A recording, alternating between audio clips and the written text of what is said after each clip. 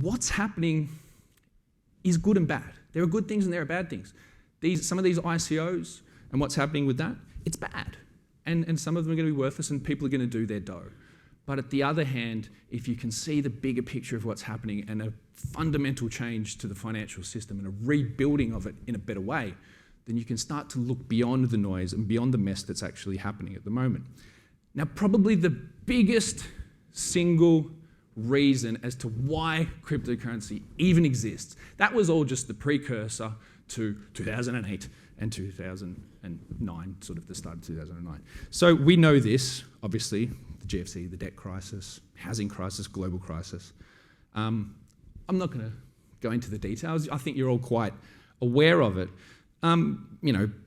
Complex financial products, leveraging debt, a whole bunch of reasons as to why the markets and economies crashed and left us in the sticky mess that we've been living through for the last decade.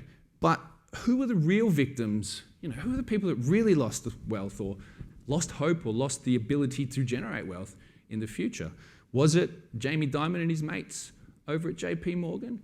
I think it was it Tim earlier that spoke about Jamie Dimon's conference call to his managers when it was all going down and everyone was going to default.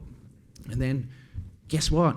Along came a saviour, Ben Bernanke, and the US taxpayer came in and bailed everyone out because, Ben Bernanke didn't really cough up all the cash himself. He did a lot of it, but it was the US taxpayer that paid for it.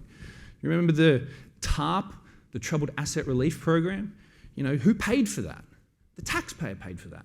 But did they get a choice? When the bank failed, when all the banks failed, who got a choice on where their money was allocated? I don't know if there's any US residents in the audience now, but I'm pretty sure Bernanke didn't call you up and go, hey, can I take some of your tax and just bail out this bank? Because they were fraudulent, they were acting recklessly, they were doing things that you had no choice about, you had no control, you had no power, you had no say about.